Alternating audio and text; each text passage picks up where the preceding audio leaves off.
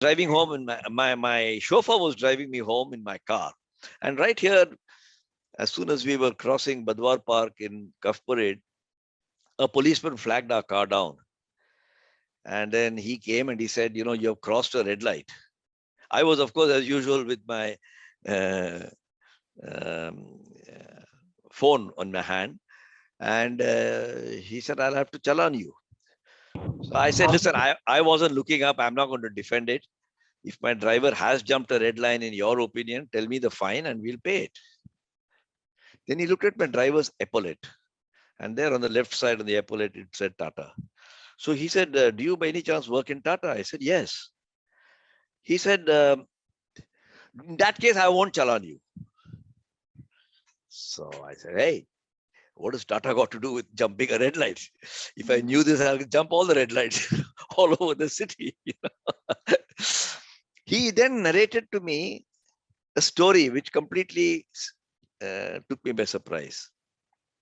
He said, about 7 years before that episode, so maybe 2009 or 10, he works in the Fulton Road police station in Bombay. And he said due to some bureaucratic delay, Sachivalaya, something, their raincoats did not arrive on time. Now, those of you who live in Bombay, or those of you who are familiar with Bombay, know that the monsoon here is a bit variable in the date it comes. And when it comes, boy, it really comes hard, And if you don't have your raincoat, then you're really at a disadvantage. So they were found, they had no raincoat. As it so happened, on a particular day in the afternoon, a Tata officer went to the police station for something or the other.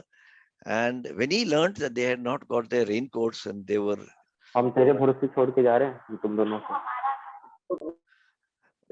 deeply concerned. Hours later, he came with 25 umbrellas. He said, this is from Tata Sons. They said, no, we can't take it from private sector company. He said, no, don't take it. We're loaning it to you. After your raincoats come, you can return it. He said, but why are you doing this? He said, well, if our policemen get wet, how will he do his duty to the citizens of Bombay?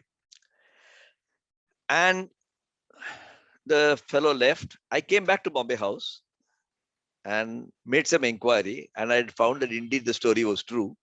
There was not a very senior guy. He wasn't J.R.D. Tata or the chairman of the company.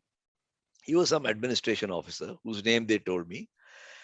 Said, I must respond to this, These people are serving us. And I was very, very touched by this act.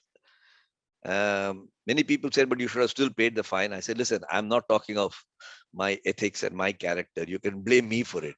But the act by Tata was a magical moment. And it was not by the J.R.D. Tata or Ratan Tata. It was by somebody who's lost in the books of history. He's not even there in the history book. And this is what makes a company lovable. To those 25 policemen in Fulton Road Police Station.